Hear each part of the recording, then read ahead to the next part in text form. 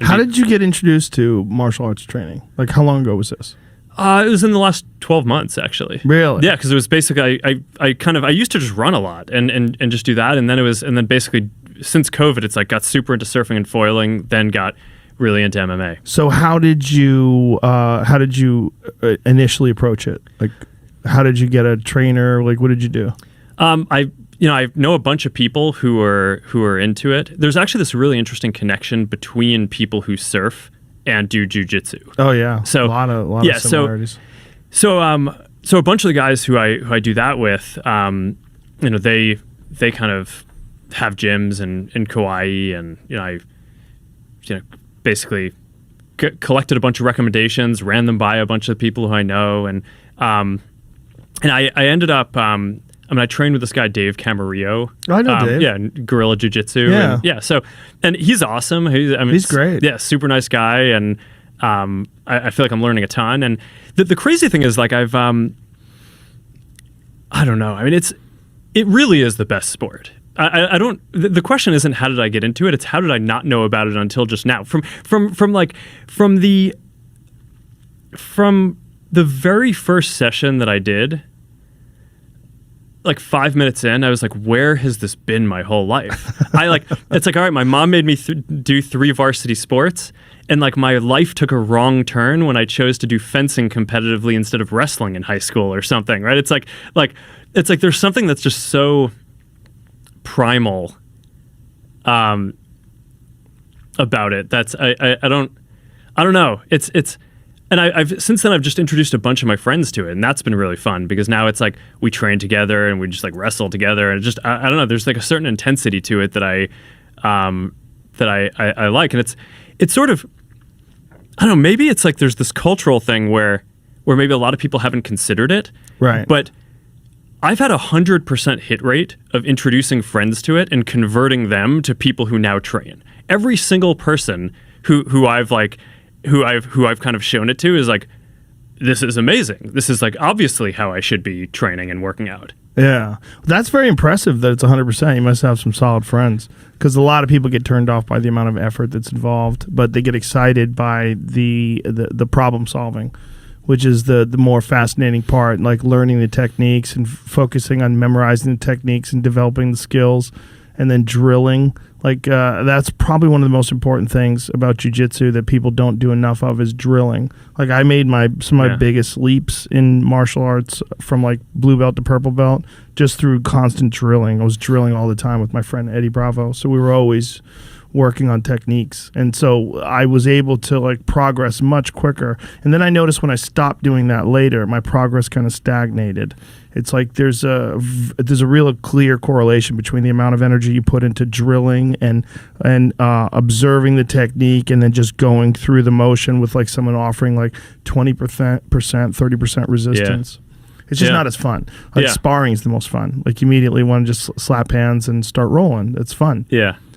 Yeah, I don't know. I mean, I really trust Dave, and so I think it's also Dave's great. Yeah, and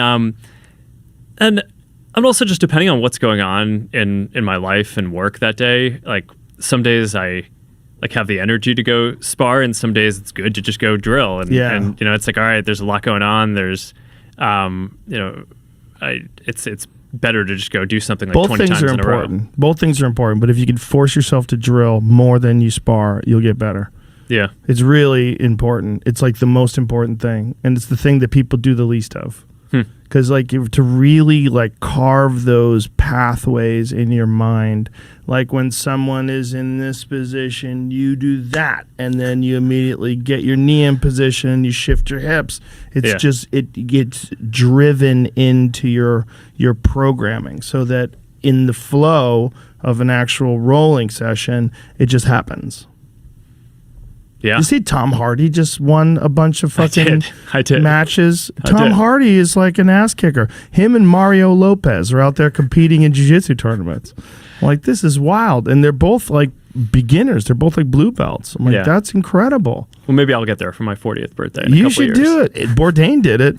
He did it when he was like, God, I think he was like 60.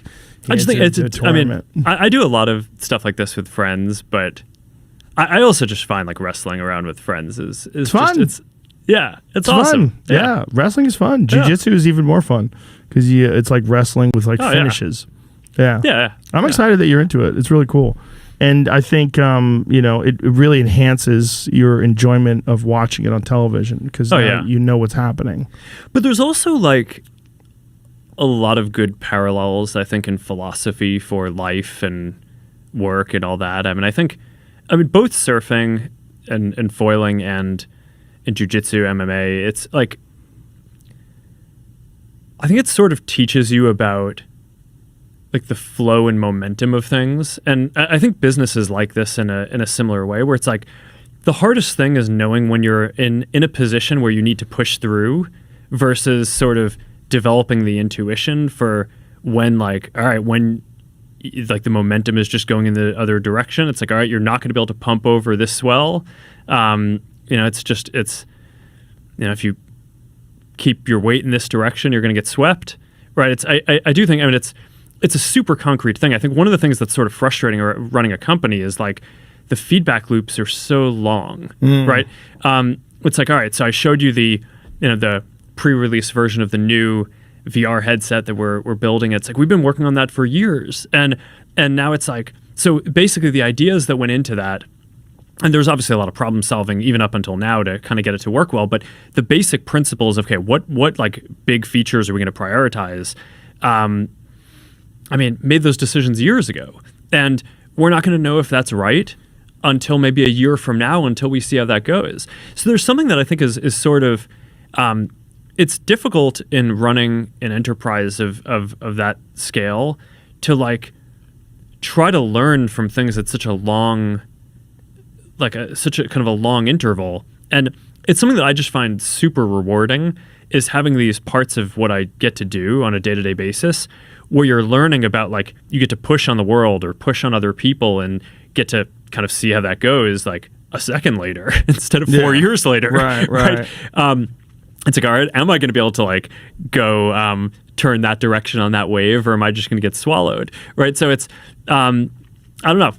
I think that having that mix in your life is, it feels really important and healthy to me. And I mean, I try to get my friends into it. My kids do jiu-jitsu too. I just think it's like really important that they kind of develop all these skills and appreciation for doing physical things, just like my parents taught me. But I don't know.